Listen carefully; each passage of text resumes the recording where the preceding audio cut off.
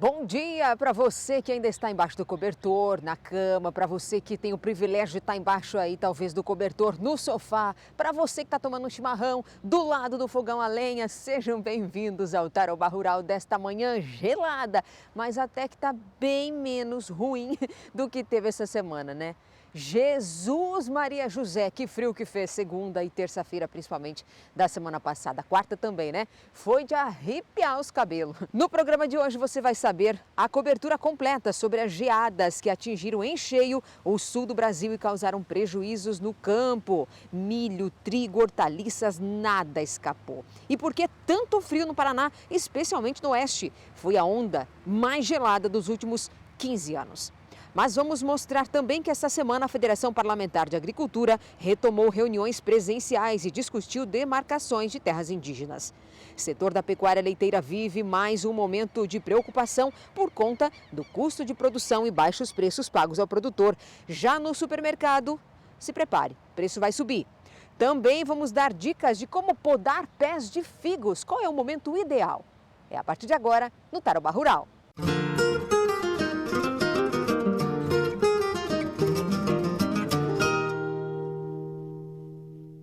Gente, fez frio demais em todo o sul do Brasil, também no Mato Grosso do Sul, chegando até em outras regiões do país. Que coisa, né? Uma das massas mais geladas que a gente percebeu aí nos últimos 15, 20 anos.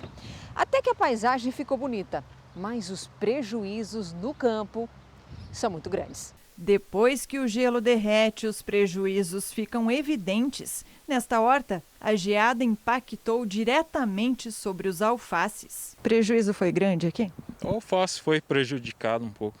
Estava tudo branquinho de manhã quando você chegou? Tudo, até umas 8 horas, bastante gelo. A geada pegou bastante. Já sabe o tamanho do seu prejuízo? A gente não tem ideia ainda, né? Mas queimou bastante, um pouco queimou. Mais de 400 pés completamente perdidos. O gelo queima as folhas. E aí não há o que fazer senão começar de novo. Nas lavouras, a notícia também é de perda. O trigo amanheceu completamente congelado. Bom dia, meu povo. O sol não saiu ainda e a gente veio dar uma olhada nas lavouras de trigo. Uma geada muito forte, tá? Agora a gente vai esperar sair o sol para acompanhar mais de perto e ter uma ideia do que está acontecendo com essas fortes geadas na nossa região de Cascavel. O milho também foi duramente atingido, como há tempos não se via na região. A entrada de massa polar que atinge todo o sul do Brasil, com formação de gelo, ela vem em prejuízo extremamente rigoroso com o agronegócio, principalmente no oeste do Paraná, que neste momento estamos com duas culturas principais a campo, o milho segunda safra e o trigo. Diferentemente do milho, o trigo ainda praticamente, embora ele todo 100% plantado, mas ainda não se encontra numa fase reprodutiva e que por conta disso estaria extremamente sensível à formação de gelo. Em contrapartida, o milho, ele está praticamente todas as lavouras sendo afetadas pela formação de geada e infelizmente não teremos muito o que se salvar se esse volume de massa de ar frio vem com formação de média forte intensidade de gelo, sem contarmos evidentemente na questão de pecuária, as pastagens, né, que são extremamente dizimadas também, além das horticulturas. Eu recebi essa semana de São Miguel do Iguaçu, de um produtor de hortaliças, vídeos que ele fez e ele mesmo que vai mostrar e narrar como que ficou a horta. Olha aí. Deixei a água ligada, olha só, ó.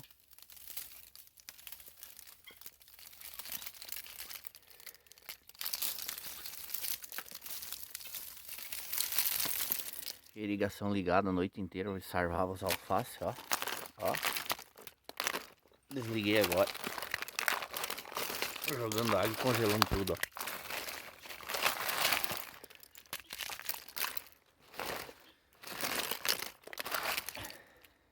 O estado do Paraná já previu uma queda de cerca de 30% por conta da seca, primeiro no milho, né? Depois uma geada que nós já tivemos e agora essas geadas dessa semana devem levar uma fatia grande da produção paranaense de milho. Por outro lado, tem produtor de frutas também no estado que nem está tão triste assim, porque para essas culturas, né, da fruticultura, o frio, a geada não prejudicam. Vai faltar milho no mercado. Esta já é uma certeza. O Paraná, que é dono de excelentes produtividades, começa a traçar estratégias diante do cenário de frustração de safra. Boa parte do milho ainda não tinha formado o grão, sabe? Está no começo da formação de grão. Então, nessa fase aí, tem áreas que vão se perca total, áreas com perdas maiores, depende... o estágio que o milho está depende muito também de cultivares de milho, umas um pouco mais tolerantes que as outras. Geralmente nessa época não dá geadas tão fortes. E esse ano veio mais cedo, né? E aí coincidiu com esse grande plantio de milho que nós tínhamos na fase ainda, que está com a folha verde. E vai prejudicar muito, sabe? Vai dar muito prejuízo aí. O Paraná consome por ano 20 milhões de toneladas de milho. E com a quebra na safra, oferta e demanda ficaram em desequilíbrio. E não há outro caminho, senão a importação. Os estados do sul terão que importar e o Paraná terá que importar. E o caminho natural das importações para o estado do Paraná seria o centro-oeste, mais precisamente no Mato Grosso do Sul. Mato Grosso do Sul também foi castigado com essas duas geadas. Outro caminho de importação, Paraguai, também foi castigado com essas duas geadas. Então, só nos resta a importação de milho. Há uma necessidade, não só nesse semestre, mas também no primeiro semestre de 2022, terá que ser ou da Argentina ou dos Estados Unidos. E quando se fala em setor produtivo, é preciso pensar na cadeia. Os reflexos da escassez e de ter que trazer milho de fora do país serão sentidos no bolso. Somando-se essas duas geadas, mais a geada no início de junho e mais a seca, nós temos hoje já uma previsão de quebra de 60% no estado do Paraná, no oeste do Paraná, da segunda safra de milho 2021. Enquanto agricultores lamentam os prejuízos, tem fruticultor com motivo de sobra para comemorar. Este é o caso do Ademar. Na propriedade dele, quanto mais frio, melhor. Ele cultiva frutas vermelhas, amora e mirtilo. E para estas plantas, o gelo funciona como um combustível para o desenvolvimento. Quanto maior o acúmulo de horas frio para a gente, nessa época, é melhor a safra, a qualidade do fruto é melhor, a quantidade de produção é melhor. Mas a gente monitora, calcula e acompanha todo esse desenvolvimento da planta nessa época. As plantas precisam de pelo menos 200 horas frio, com temperatura abaixo de 7,2 graus. Até agosto, a marca deve ser atingida. O comportamento é tão curioso que, mesmo com esse gelo todo, as folhas se comportam como se nada tivesse acontecido. Uma planta até rústica e de clima temperado, você pode até observar, a folha já está descongelando e ela está perfeitinha. O maior problema da geada, no caso do mirtilo, se for uma variedade que está dando flor agora. Daí sim ela prejudica a flor. Mas enquanto não está em floração, é bom para a planta. A expectativa é de uma safra cheia de mirtilos e amoras. Na pequena propriedade, são esperadas pelo menos 15 toneladas, um nicho de mercado com lucratividade de quase 100%. A gente está numa taxa de crescimento de vendas de praticamente quase aumento de 100% ao ano. Então, cada ano a gente vende o dobro do que vendeu no ano anterior. Mas por que tanto frio? Gente, teve um dia em Cascavel, se não me engano foi na terça-feira, que de madrugada chegou a menos 5 graus. Sensação térmica, né? Tava 1 grau e sensação térmica de menos 5. Isso a gente não costuma ver aqui na nossa região. Por que é que a região oeste do estado, por exemplo, tinha temperaturas mais baixas essa semana que passou do que outras cidades do Paraná e que costumeiramente são mais geladas? Inclusive, o oeste do estado teve temperaturas mais baixas até do que cidades como de Santa Catarina e do Rio Grande do Sul. Nós conversamos com o agrometeorologista, o Reginaldo Ferreira, e ele explica o que é que aconteceu. Normalmente, quando o frio vem, a gente tem a frente entrando e vai caindo as temperaturas,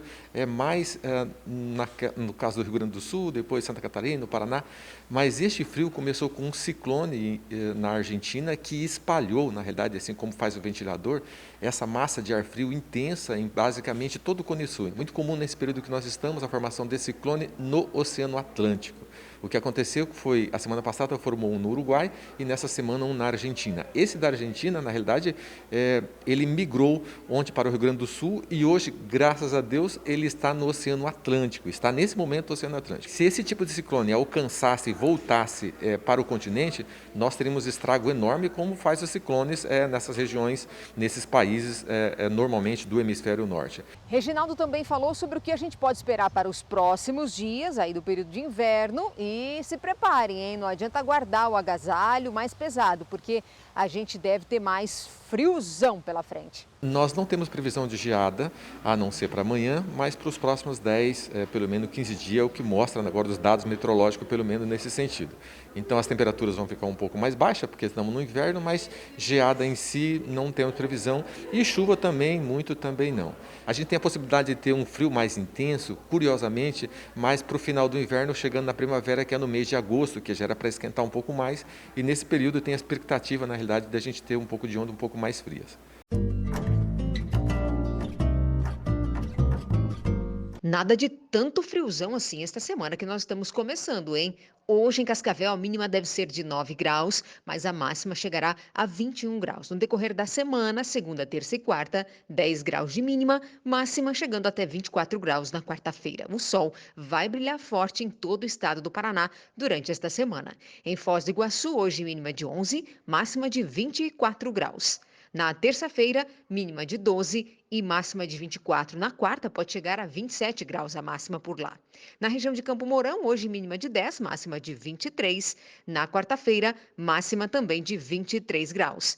Já na região de Guaíra, hoje mínima de 12, máxima de 25 graus. Na terça e na quarta-feira faz mais calor, máxima de 27 e 28 graus. Na região de Guaíra, o sol brilha forte por lá também. Inverno também é período para você aproveitar que as máquinas estão mais tranquilas agora na lavoura e você aí na propriedade rural convidar a equipe da Engie Diesel, que eles vão aí na sua propriedade para fazer a reprogramação eletrônica do trator, da colheitadeira ou do pulverizador. Você vai ter mais rentabilidade, vai gastar menos combustível com a equipe da Engie Diesel.